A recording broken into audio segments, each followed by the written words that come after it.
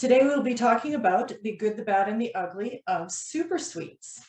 So first of all, what is a SuperSuite? It is a furnished, fully equipped rental suite that is used for short-term rentals normally, or vacation rentals. We have had some longer-term rentals, but that is unusual. And in a SuperSuite, the guest should only need to buy a bag of groceries, bring their suitcase, and everything else is there for them. The corkscrew right down to the bed linens.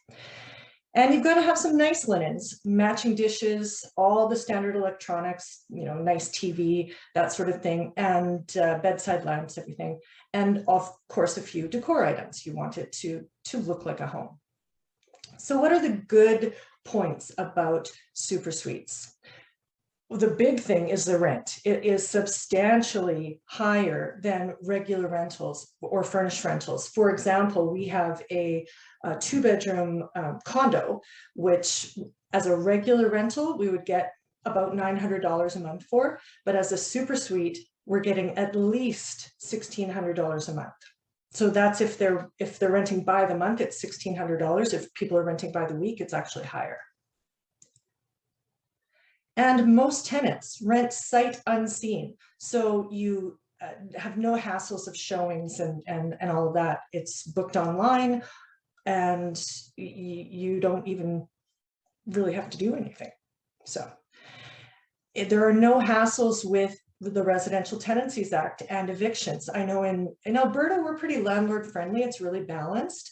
But in a lot of other provinces, so no hassles with the Residential Tenancies Act. As I said, there are a lot of provinces or regions where it can be very, very difficult to evict a bad tenant. So you could have somebody not paying rent and still get to stay in your house rent-free for 6 months or whatever the case may be. So dealing with short-term rentals is fantastic because you have a set contract, a set end date, and there is no RTA involved with this. If you're dealing through vacation rental sites such as Airbnb. If you're doing it on your own, then the Residential Tenancies Act will still apply, but of course you do have that set end date. And the setup costs can be borrowed on a line of credit, and interest is tax deductible. So especially if you have a home equity line of credit where the interest rate is really low, then your large setup costs don't have to come out of your pocket. And another good thing, you can upgrade your suite between tenants. So for example, last year our suite was due for a painting. Well, we just waited till, okay, we've got this tenant who's leaving at the end of October, and the next tenant doesn't arrive until November 15th. So we've got 2 weeks that we can get the painting done. So it makes it a whole lot easier to plan for your upgrades. And you can sell your personal items to the suite and upgrade your stuff. We did that with our TV, our DVD player we set up this suite a long time ago. So that's when DVD players were still a thing. Vacuum cleaners, coffee pots, anything like that, you can sell at a fair price, of course, to your SuperSuite, and then you can buy your own new stuff. You often get higher quality tenants. The tenants we normally get are either corporate tenants, and that's actually one that we had long-term. We had the same corporate tenant for 2 years. So that's 2 years at high rent with 0 vacancy and guaranteed rent payments. It was fantastic. Students from affluent families, that's another longer term rental we've had with our SuperSuite, is the people going to college, which happen to be right across the road, and people would be willing to pay all of that extra money because otherwise they'd be hauling furniture in at the start of September and hauling it all out for the end of April, I think was the end of the school year. And contractors or other visiting workers, we've had tons of contractors and people on vacation or visiting families. So people who have the money to travel usually are a better quality tenant, generally speaking. The properties show really well when you're selling them. So if you have it all set up like a show home to make it a nice, inviting SuperSuite, then well, it's like a show home. So when you're selling it, it sells easier. And if you're dealing through Airbnb or other short-term rental sites, then you have a whole lot of additional benefits. You've got 0 showings. And if you're using something like Airbnb, there's an automatic booking feature where I just get a text saying, oh, this suite is booked by this person for these days. And I mark it in my calendar and book the cleaner for when I leave, and everything's wonderful. And there's no application process because these people are somewhat vetted through the, they have to be at least verified with their email, phone, and that sort of thing through the rental site. And it's guaranteed payment because they have to pay in advance to the rental site. And then as soon as they check in, you get paid from the rental site. It happens a few days after they check in that you receive the payment. We have lock boxes set up, so we don't need to be there to let people in. We just send them the code on the day that they're checking in. And also with rental sites, there's no move in or move out inspections. Of course, you still want to, make sure everything's all right, and you basically do a visual inspection. And a good idea to take video and photos of the move in and the move out, but you don't have to do the actual paperwork and keep that on file and do the security deposit statement and all of that sort of thing. And if there are any issues or concerns, you're dealing directly with Airbnb or Vrbo or HomeAway or whatever system you're using. I have found that Airbnb is fantastic to deal with. They get back to me right away. They are very helpful. We have had to have a couple of claims and for damages or linens, whatever, and they've been wonderful to deal with. And the host guarantee insurance is something I absolutely love. I believe it's $1 million policy, so that covers if the place gets trashed, as long as you can document your losses. And because when we did it, we had to send in, they wanted the original receipts for the items. They wanted the replacement receipts or estimates for repairs, obviously photos. And once we submitted everything, it was just super easy to get done. All right, does anyone have any questions about the good aspects? I'm going to see if I can find it's not showing me the video on Facebook for me to follow along. Oh, here we go. Nope. So, okay, no comments yet. Excellent. Oh, and it's doing subtitles. Interesting. I didn't even know that was possible. All right, the bad about SuperSuites. The setup cost is high because you're looking at new or next to new furniture, nice bedding, memory foam toppers, all the equipment like the TV, kettles, coffee pots, all of that. So for a modest 2-bedroom condo, you're looking at least $12,000. One of ours that we set up, goodness, 12 years ago, it was $10,000 then. And that was with, we did find a used bunk bed, up single top, double bottom, and which I highly recommend, bunk beds in the 2nd bedroom. And yeah, so even with getting a couple things like that used, and we got some discount furniture because we had this weird membership, it was still $10,000. So it'll be more than that obviously now. And this, as I said, the types of things you're going to need: mattresses, memory foam toppers, because you want them to be super comfortable. You want people to just fall into that bed and not want to get out of it. And of course, the more space you have in the more bedrooms, the higher the cost is going to be. So, if you're doing a vacation home that's a 5-bedroom home, you're going to have a lot higher cost. And you also have to consider what type of vacation home or what type of property you're offering. For instance, if you've got a waterfront property, you might consider having something like a kayak or stand-up paddle boards or some sort of recreational equipment to go with it. There is higher potential vacancy, and it is definitely difficult to coordinate tenants to avoid vacancy. because, you might have somebody checking out on November 31st, November 30th, and then nobody booked until January. So, and if you set your minimum stay for hire, like we do, then you also will definitely be guaranteed some vacancy.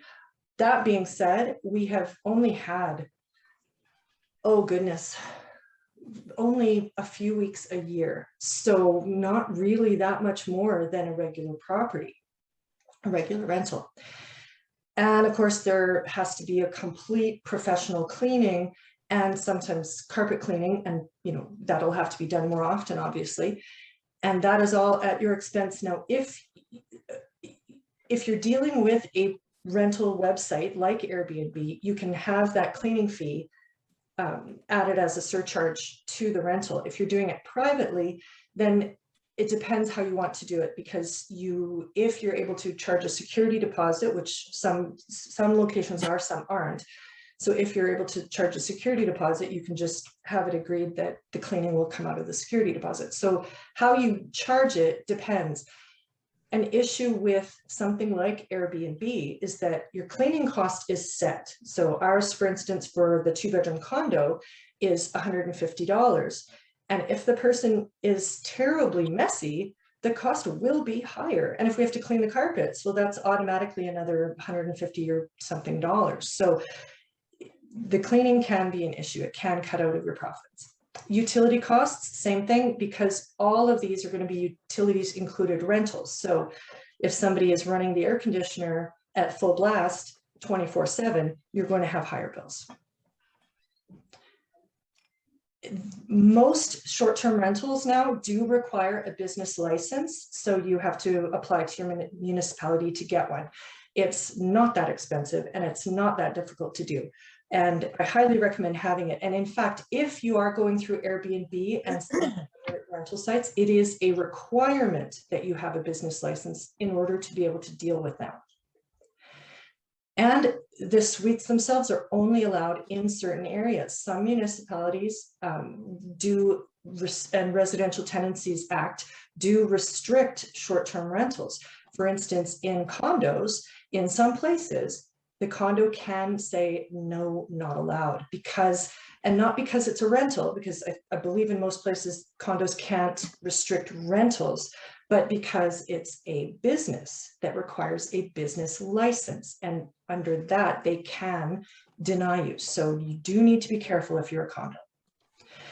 And dealing with condo boards can also be fun. I think we're going to do condos as another session. But one quick point there is, if you have a condo, it's a really good idea to be on the board. Trust me, it's a very good idea. Finding a property management company to deal with short-term rentals could be a huge challenge, and you may find that you have to do it yourself. So especially if you only have 1 or 2 units, if you have a bunch, it might be easier to find a property management company. We manage in-house anyway. We have staff that works for us that handle all of our rentals. But yeah, if you're normally using a property management company, which I recommend for most people, by the way, it could be difficult to find. And of course, the fees will be higher because it's higher turnover, potentially higher. If you're doing it through a rental site like Airbnb, then because there are less no showings and move in and move out and all of that, then you shouldn't have higher fees. Plus, if you're going through a service like that, then the property management company is not having to find and screen the tenants. So it really depends which way you're going. They don't work in all locations. You can't be in the middle of nowhere and expect to be able to set, and by the middle of nowhere, I mean, the suburbs of the far northeast of a city where there's no entertainment, no attractions, no nothing. It might not work at all there. You might have huge vacancy. So the best locations are near colleges, hospitals, attractions, of course, or industrial areas. As I mentioned, a lot of our customers are contractors because they're working in that area, and there is very little for short-term accommodations in or near an industrial area. So we're just a couple blocks away, perfect location. We're also near West Edmonton Mall, and we have a lot of clientele who are specifically coming for West Edmonton Mall and don't want to pay to stay at Fantasyland. Oh, yeah, it's still Fantasyland. All right, and if you are doing it privately rather than through an Airbnb, then you will have showings and lots of them. There's huge turnover. And you will have to figure out security deposits. If you're in an area that does not allow charging of security deposits, then you could have some issues there. And we like to get a credit card pre-authorization, and we pull their credit to make sure there's room.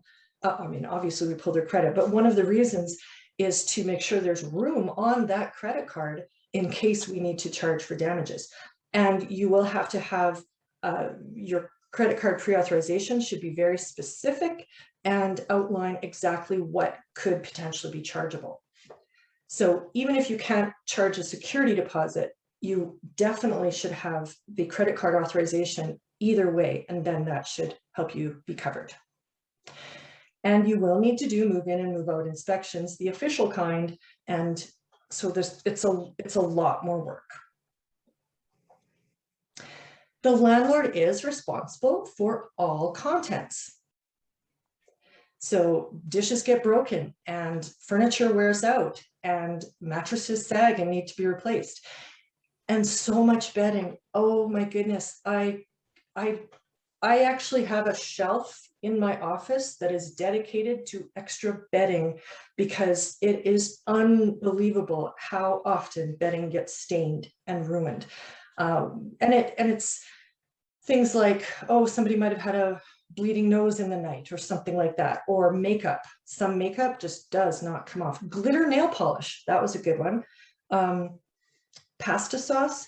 Who eats pasta in bed? Maybe it was pizza sauce, but anyway, so much bedding.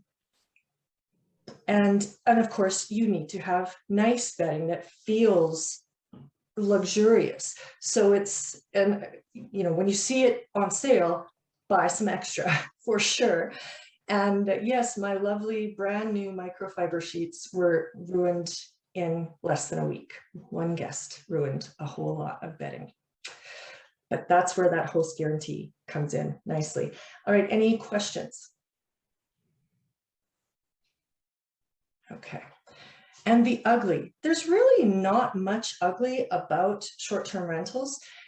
Party houses, or worse, I think in Toronto a couple of years ago, there were Airbnbs that were rented for murders, as I recall. I could be mistaken.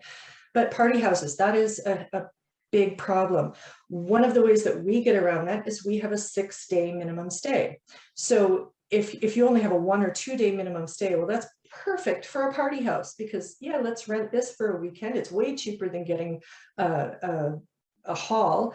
And right now you're not supposed to have gatherings. And plus they would need to have insurance for alcohol consumption. So why not rent an Airbnb? It only costs $200 to rent for a weekend. So we have the 6-day minimum stay, and that more or less eliminates that problem. We have had twice guests that have booked the minimum stay and then they have claimed that there was a family emergency or death in the family back east and that they needed to leave early, and they requested a bunch of their money back. What I would say, and what I have said, is that we will check out the suite and see what condition it's in, and then we'll consider a refund. We are not obligated to give a refund at all once they've checked in. If they want to move out early, that's their problem. But if it was genuinely a death in the family, well, I mean, I have a heart, so I would absolutely consider it. Turns out when we got there, it looked like they were having it wasn't party house, but sort of like a party for 2, maybe, or 3. So it was, and there's where the bedding, anyway, we won't go there. But needless to say, the host guarantee, again, very helpful. And no, they did not get a refund of any of their money. Oh, one point I completely forgot about, which would fall more so in the bad category than the ugly, is reviews. Because for all of these rental sites, you get to review the guest and they get to review you and your suite. So how you conduct your business and the suite itself. And of course, we have a nice suite with nice stuff. So that part's not an issue. We have a great cleaner, also never an issue. But we had, there was a couple of acquaintances had a fight in the lobby of the building, and one of them had a nosebleed and there was blood on the walls. And the person who was staying in my suite put in the review that there was a stabbing in the lobby. So that is not what you want in your Airbnb review. We did watch the video and confirmed that it was only, you know, a minor fist fight between guys who had probably been drinking or something. And so of course we put the comments in the review after his review, but that doesn't stop the damage of somebody giving you 1 star because of a stabbing in the building. So reviews can make or break you. You can be removed temporarily or permanently from listing sites because of bad reviews if you have too many, or if it's something like a stabbing and Airbnb deems that your property is unsafe, that could be a reason for them to remove you. So there are slight risks to dealing with rental sites, but there are more than one site. So if you get blocked from one, you know, there's plenty of them out there. And another ugly tidbit for short-term rentals is that the property can get totally trashed. Excuse me. And if that, which you're covered for, but if that happens and your next guest is arriving the next day, that would be a huge issue. And in fact, we have one of our places, we have this Sunday, we have somebody checking out and we have another person checking in on Monday. So we've got the cleaner organized, but if the furniture was all smashed up, well, then we'd have a bit of a problem. So that is a potential risk for dealing with that. And that's really it. And the bright side, of course, is that it is excellent cash flow with very few hassles, especially when using the listing sites. The hassles are very minimal. And it can transform a dog property into a cash cow. And that is what we did with one of our properties. It was, like I said before, that one would have been about $900 a month as a, well, it was higher, and then the crash hit. And then for the next tenant, it would have been about $900 a month maximum. And that just wasn't going to work for me. So we switched that one into a SuperSuite, and now it makes money. It actually is one of our more profitable properties, that one. So it did turn a dog property into a cash cow. So that is one wonderful thing about Airbnb. And now although I have years and years and years of experience, we have limited Airbnb or short-term rental units. So if somebody would need even more information, especially dealing with recreational properties, vacation-specific properties like the oceanfront or something like that, I do have several colleagues that specialize in this. So if you do want to have a more in-depth look at vacation rentals, I would be happy to bring one of my colleagues on. And important, for next week on Thursday at 2 p.m. Mountain Standard Time, I have a special guest on who will be talking about the good, the bad, and the ugly of multifamily investing. I wish I had multifamily properties, but I don't. So we're bringing in an expert, and he is he actually does educate people on multifamily properties and how to make them work for them and get them. So definitely tune in on Thursday, 2 p.m. Mountain Standard Time to meet Corey and hear about multifamily. And until next time, oh yes, remember to click the banner. And if you're already on the mailing list, then you will get links to replays and details and Zoom links for the next presentations. And until then, happy investing. All right, see you soon.